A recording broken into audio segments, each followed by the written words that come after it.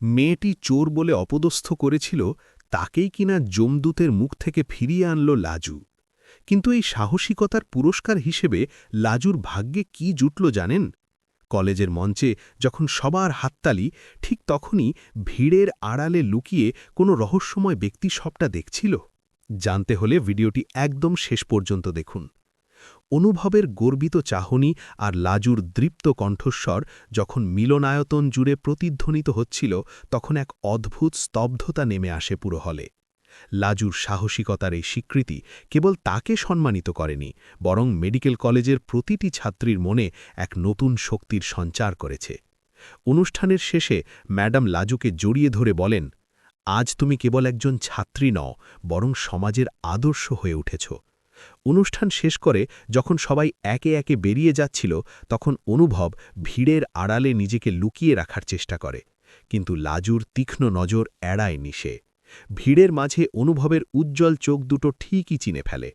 মঞ্চ থেকে নেমে আসার সময় লাজু বারবার সেদিকে তাকায়, কিন্তু অনুভবের দেখা পায় না। অন্যদিকে অনুভব তখন হলের বাইরে এক কোণায় দাঁড়িয়ে নিজের মনের অস্থিরতা কমানোর চেষ্টা করছে। সে ভাবছে, লাজু যে সাহস দেখিয়েছে তা সত্যিই বিরল। যে মেয়েটি অর্থাৎ রিয়া লাজুকে চোর বলে অপদস্থ করেছিল, তাকেই আজ বড় বিপদ থেকে উদ্ধার করেছে লাজু।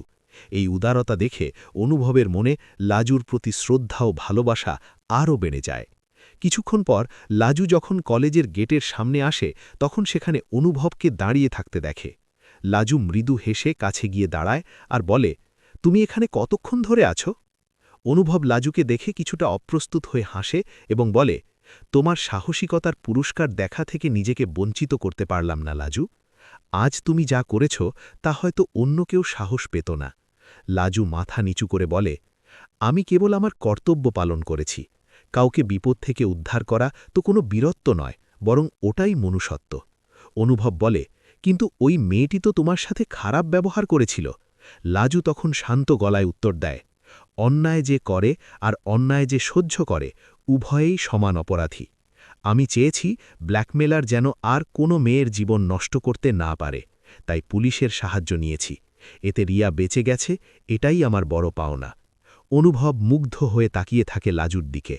তারপর সে পকেট থেকে একটা ছোট্ট কলম বের করে লাজুর হাতে দিয়ে বলে, এটা আমার পক্ষ থেকে তোমার জন্য একটা ছোট্ট উপহার। আমি চাই তুমি বড় ডাক্তার হয়ে এই কলম দিয়ে মানুষের জীবন বাঁচানোর প্রেসক্রিপশন লেখো।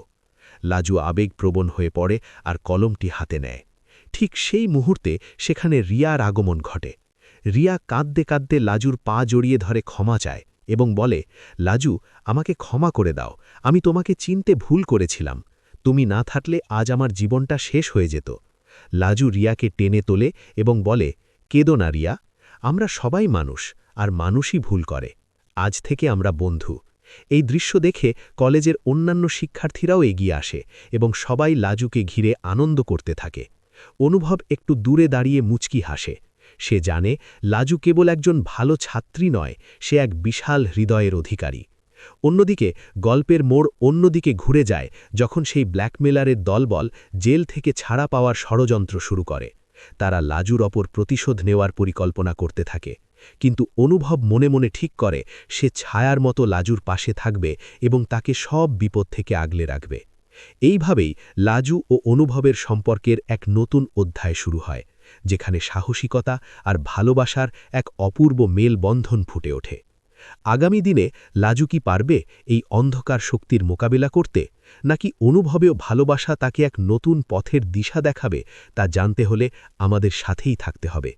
এইভাবেই এগিয়ে চলে লাজু আর অনুভবের জীবনের টানাপড়ন আর সাহসিকতার গল্প, যা সাধারণ মানুষের হৃদয়ে এক বিশেষ জায়গা করে নেয়। লাজুর এই জয় কেবল তার একার নয়, বরং সমাজের প্রতিটি লড়াকু মেয়ের জয়, যা অন্ধকার ঠেলে আলোর পথে এগিয়ে যাওয়ার প্রেরণা যোগায়। অনুভবের চোখে তখন কেবল একরাশ মুগ্ধতা আর আগামীর সুন্দর স্বপ্ন উকি দিচ্ছে, যা তাদের দুজনকে এক অবিচ্ছেদ্য বন্ধনে আবদ্ধ করার ইঙ্গিত দেয়। লাজু আর অনুভব দুজনেই জানে পথটা খুব একটা সহজ হবে না, তবুও তারা একে অপরের হাত ধরে সাহসের সাথে এগিয়ে যেতে প্রস্তুত। কারণ যেখানে সত্য আর ন্যায় থাকে, সেখানে জয় নিশ্চিতভাবেই আসে। এইভাবেই গল্পের এই বিশেষ মুহূর্তটি সমাপ্ত হয়, যা দর্শকদের মনে এক গভীর রেখাপাত করে। পরবর্তী ঘটনাবলী আরও রোমাঞ্চকর ও আবেগপূর্ণ হয়ে উঠবে, যা দেখার জন্য সবাই অধীর আগ্রহে অপেক্ষা করছে। অনুভব আর লাজু যখন একে অপরের দিকে তাকিয়ে ভবিষ্যতের স্বপ্ন বুনছিল, ঠিক তখনই মেডিকেল কলেজের গেটের বাইরে একটি কালো রঙের গাড়ি এসে থামে। সেই গাড়ি থেকে নেমে আসে এক রহস্যময়ী মহিলা, যার পরনে দামি শাড়ি আর চোখে অন্ধকার চশমা। সে সোজা হেঁটে কলেজের ভেতরে ঢুকে পড়ে আর রিয়ার দিকে এক দৃষ্টিতে তাকিয়ে থাকে। রিয়া তাকে দেখা মাত্রই ভয়ে ফ্যাকাশে হয়ে যায় আর লাজুর পেছনে গিয়ে লুকায়। লাজু অবাক হয়ে জিজ্ঞেস করে, কি হয়েছে রিয়া? তুমি ওকে দেখে এভাবে ভয় পাচ্ছ কেন? রিয়া কাঁপতে কাঁপতে বলে, লাজু, ওই মহিলা হলো সেই ব্ল্যাকমেলারের বড় বোন মালিনী দেবী। সে অত্যন্ত প্রভাবশালী আর নিষ্ঠুর। ওর ভাইয়ের এই অবস্থার জন্য নিশ্চয়ই আমাদের ছেড়ে দেবে না। মালিনী দেবী ধীর পায়ে লাজুর সামনে এসে দাঁড়ায় আর এক চিলতে বাঁকা হাসি হেসে বলে, তোমাকেই তাহলে সবাই সাহসের পুরস্কার দিচ্ছে, তাই না ছোট মেয়ে? তুমি জানো না তুমি কার গায়ে হাত দিয়েছ?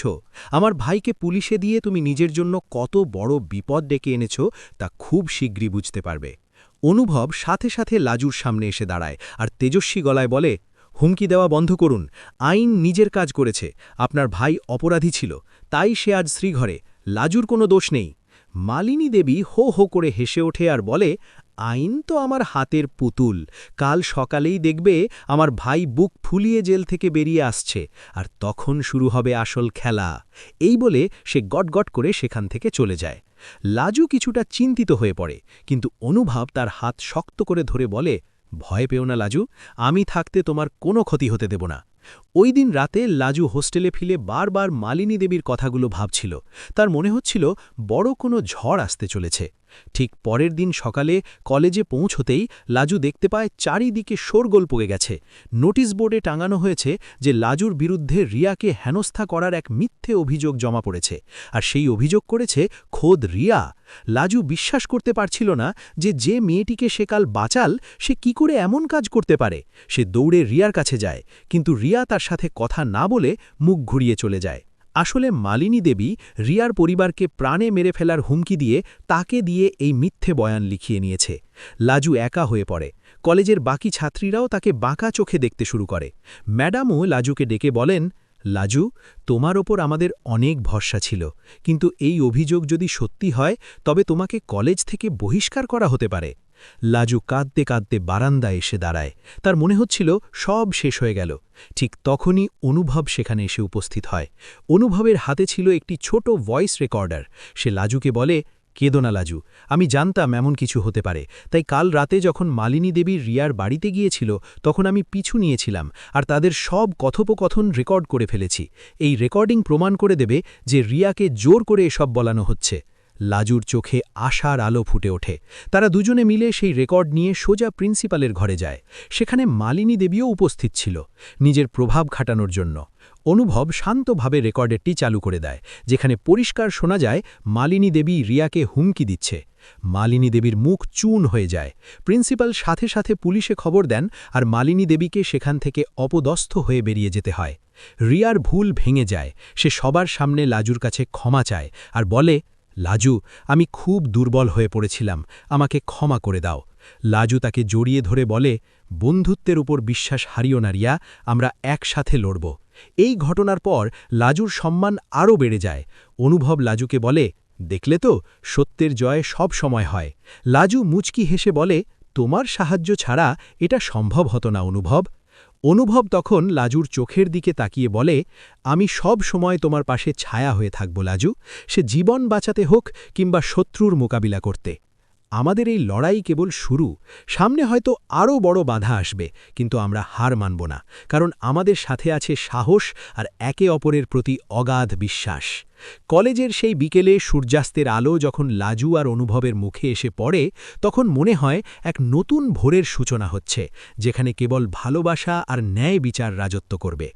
এভাবেই লাজু হয়ে ওঠে কলেজের আইকন, আর অনুভব হয় তার আস্থার ঠিকানা, যা দেখে দর্শক নতুন করে স্বপ্ন দেখতে শুরু করে। আগামী পর্বে আমরা দেখব মালিনী দেবী কি নতুন কোনো ষড়যন্ত্র করবে, নাকি লাজু আর অনুভব তাদের লক্ষ্য পূরণ করে ডাক্তার হওয়ার পথে এগিয়ে যাবে। তা জানতে হলে এভাবেই গল্পের সাথে মিশে থাকতে হবে। কারণ এই পথচলা অনেক দীর্ঘ আর অনেক বেশি রোমাঞ্চকর, যেখানে প্রতিটি পদক্ষেপে লুকিয়ে আছে নতুন চমক, যা লাজুর জীবনকে এক অন্য উচ্চতায় নিয়ে যাবে আর অনুভবের ভালোবাসা হবে সেই যাত্রার ধ্রুবতারা, যা তাকে কোনো দিন পথ হারাতে দেবে না। এভাবেই এগিয়ে চলে এক সাহসী মেয়ের হার না মানা জীবন সংগ্রাম, আর তার পাশে থাকা এক নিবৃত্ত প্রেমিকের নিঃস্বার্থ সাহচর্যের অপূর্ব উপাখ্যান, যা মানুষের মনে আজীবন থেকে যাবে অমর হয়ে। আপনার কি মনে হয়, লাজু কি রিয়াকে বাঁচিয়ে ঠিক করেছে? কমেন্টে হ্যাঁ অথবা না লিখে জানান। লাজু আর অনুভবের এই সুন্দর জুটিকে ভালোবাসলে ভিডিওতে একটি লাইক দিয়ে আমাদের উৎসাহ বাড়ান। কোণে দেখা আলো সিরিয়ালের এমন রোমাঞ্চকর আপডেট সবার আগে পেতে এক্ষুনি সাবস্ক্রাইব করে বেল আইকনটি চেপে দিন।